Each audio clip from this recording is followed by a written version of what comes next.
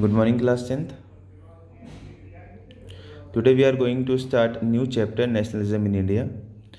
In first chapter Nationalism in Europe हमने पढ़ा कैसे नेशनलिज्म की फीलिंग क्रिएट हुई यूरोप में और कैसे वहाँ पर नेशन स्टेट्स क्रिएट हुए। इस चैप्टर में हम पढ़ेंगे कि कैसे नेशनलिज्म की फीलिंग इंडियंस के अंदर क्रिएट की गई और कैसे इंडिया में अलग अलग मूवमेंट चले, अलग अलग प्रोसेस ब्रिटिशर्स के अगेंस्ट चले। As you have seen, modern nationalism in Europe came to be associated with the formation of nation states.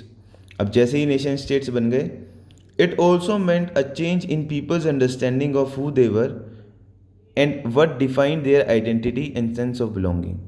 अब लोग क्योंकि एक कंट्री के अंदर रहने लगे तो लोगों को समझ में आने लगा कि वो कौन है, उनकी आइडेंटिटी क्या है और वो कहाँ से बिलोंग करते हैं। New symbols and icons, new songs and idea forged new links and redefined the boundaries of the communities. नए सॉन्ग्स, न्यू आइकन्स, इन्होंने क्या करा, बाउंड्रीज बना दी कम्युनिटीज़ की। In most countries the making of the new national identity was a long process. बहुत सी कंट्रियों में ये जो प्रोसेस था वो बहुत लंबा था और इंडिया में ये कैसे कॉन्शियसनेस एमर्ज हुई नेशनलिज्म की, ये हम इस चैप्टर में पढ़ेंगे। In India, as in many other countries, colonies, the growth of modern nationalism is intimately connected to the anti-colonial movement. अब जैसे इंडिया के अलावा जैसे और कॉलोनीज थी तो जो ब्रिटिशर के अंडर थी, तो वहाँ पर मॉडर्न नेशनलिज्म क्रिएट हुआ एंटी कॉलोनियल मूवमेंट से। एंटी कॉलोनियल मूवमेंट, लोगों ने ब्रिटिशर्स को या जो भी उनके ऊपर कॉलोनीज, जिनकी कॉलोनीज थी जो उनके ऊपर राज किया करते थे, उनको उनके खिलाफ मूवमेंट स्टार्ट कर दी। People began discovering their identity in the process of their struggle with colonialism. The sense of being oppressed under colonialism provided a shared bound that tied many different groups together. अब देखिए, क्योंकि जैसे India में Britishers exploit कर रहे थे India के resources को, इंडिया के लोगों को, ऐसे ही वो हर जगह करते थे। जहाँ पर भी कॉलोनीज थी वहाँ पर वो यही काम किया करते थे। और ये ऑप्रेस होने की फीलिंग इसने डिफरेंट जो ग्रुप्स थे, जैसे इंडिया में मुस्लिम्स, हिंदू, सिख्स, इनको यूनाइट कर दिया। But each class of group felt that the effects of colonialism differently. Their experiences were varied and their notions of freedom were not always the same. लेकिन जो groups थे India में, different groups, for example Muslims, Hindus and Sikhs, तो इन तीनों के लिए अलग अलग मतलब थे नेशनलिज्म के। The Congress under Mahatma Gandhi tried to forge these groups together with one movement, but the unity did not emerge without conflict. अब कांग्रेस ने ट्राई किया कि वो महात्मा गांधी के अंडर में इंडिया को यूनाइट करे, अलग अलग डिफरेंट जो रिलीजियस ग्रुप हैं उनको एक साथ लेके आए, लेकिन ये हो नहीं पाया कॉन्फ्लिक्ट के बिना, क्योंकि अलग अलग लोगों के अलग अलग थॉट्स होते हैं। In an earlier textbook, you have read about the growth of nationalism in India up to first decade of the 20th century. In this chapter, we will pick up the story from 1920s and study the non-cooperation and civil disobedience movement. 9th class में आपने 1910 तक first century में क्या, 20th century में first decade में क्या हुआ हमने वहाँ तक पढ़ लिया है। इस चैप्टर में या 10th क्लास में आपको 1920s के बाद कौन कौन सी मूवमेंट इंडिया में स्टार्ट हुई, कैसे फ्रीडम स्ट्रगल हमारी स्टार्ट हुई, वो हम पढ़ेंगे। Non corporation movement, civil disobedience movement पढ़ेंगे। We will explore how the Congress sought to develop the national movement, how different social group participated in the movement and how nationalism captured the imagination of people. और इस chapter में हम पढ़ेंगे कि कांग्रेस ने कैसे काम किया हमारी नेशनल मूवमेंट के लिए, कैसे डिफरेंट सोशल ग्रुप्स थे उन्होंने पार्टिसिपेट किया मूवमेंट में, और नेशनलिज्म कैसे लोग नेशनलिज्म को इमेजिन कर पाए। इससे पहले नीचे एक पिक्चर है, देखते हैं क्या है ये। 6 April 1919 mass procession on the streets became a common featuring during the national movement. तो जब भी नेशनल मूवमेंट होती थी, जब भी लोगों को एक साथ आने को बोला जाता था, तो इंडिया में लोग बढ़ चढ़ के साथ में आते थे। ऐसी एक पिक्चर दी है 6 अप्रैल 1919 की, जहाँ पर लोग स्ट्रीट्स पर हैं। अब हम नेक्स्ट टॉपिक पढ़ेंगे, द फर्स्ट वर्ल्ड वॉर, खिलाफत and non cooperation. In the year 1919, we see the national movement spreading to new areas, incorporating new social groups and developing new modes of struggle. How do we understand these developments? What implications did they have? अब 1919 में first world war and हो गया। First world war start हुआ था 1914 में और 1919 तक ये चला।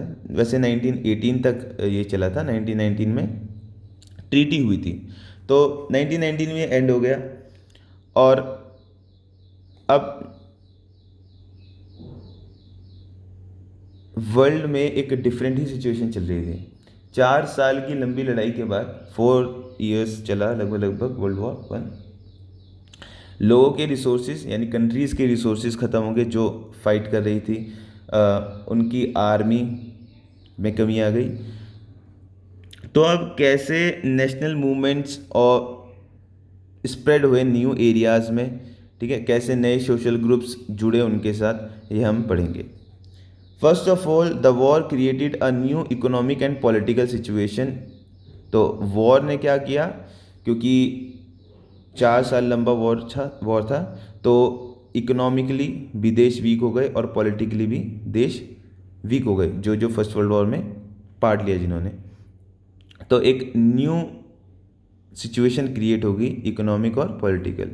It led to huge increase in defense expenditure which was financed by war loans and increasing taxes। तो इससे क्या हुआ, डिफेंस एक्सपेंडिचर इंक्रीज हो गया। डिफेंस एक्सपेंडिचर मतलब कंट्रीज़ ने, नेशंस ने क्या किया, अपने डिफेंस को स्ट्रॉन्ग करना स्टार्ट किया और उसके लिए पैसा खर्च हुआ। तो वो पैसा कहाँ से आया, वॉर लोन्स, वो लोन्स लिया गया और टैक्स को इंक्रीज़ किया गया।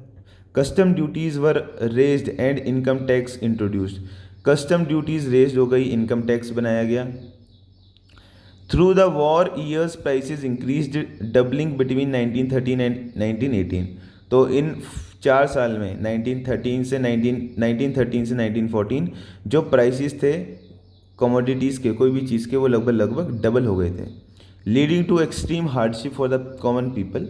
Villages were called upon to supply soldiers and the forced recruitment in rural areas caused widespread anger। अब लोगों को ज़बरदस्ती, फोर्स रिक्रूटमेंट मतलब ज़बरदस्ती आर्मी में भर्ती करना। तो अब लोगों के साथ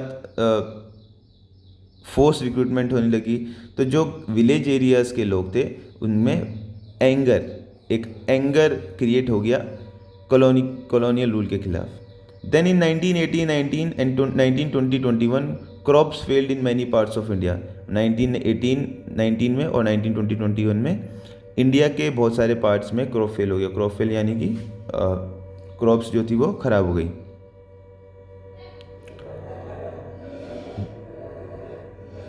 resulting in acute shortage food, उससे फूड की शॉर्टेज हो गई। This was accompanied by an influenza epidemic, और उसके बाद एक एपिडेमिक, जैसे अभी एपिडेमिक चल रहा है कोरोना वायरस, उस टाइम भी एक ऐसे ही एपिडेमिक आया था। According to the census of 1921, 12 to 13 million people perished as a result of famine and the epidemic. तो 12 to 13 मिलियन यानी कि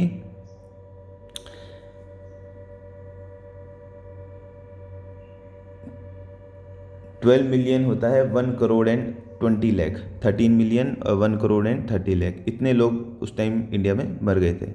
people hope their hardship would end after the war was over, but that did not happen. At this stage a new leader appeared and suggested a new mode of struggle. अब लोगों ने सोचा कि जैसे ही war and होगा, उनकी hardship जो उनको इकोनॉमिकली और पॉलिटिकली जो भी चीज़ें अपने देश में देखने को मिल रही हैं, उससे इनको वो हट जाएंगे। लेकिन ऐसा नहीं हुआ। एक नई ही सिचुएशन क्रिएट हो गई और एक नए लीडर जिनका नाम महात्मा गांधी था, वो हमारी स्ट्रगल में इन्वॉल्व हुए और क्या क्या उन्होंने हमारे लिए किया वो हम आगे पढ़ेंगे। सबसे पहले द आइडिया ऑफ सत्याग्रह, इसको हम कल पढ़ेंगे। क्या है सत्याग्रह, क्या है, कैसे गांधी जी ने सत्याग्रह की स्टार्टिंग करी। Okay class, thank you.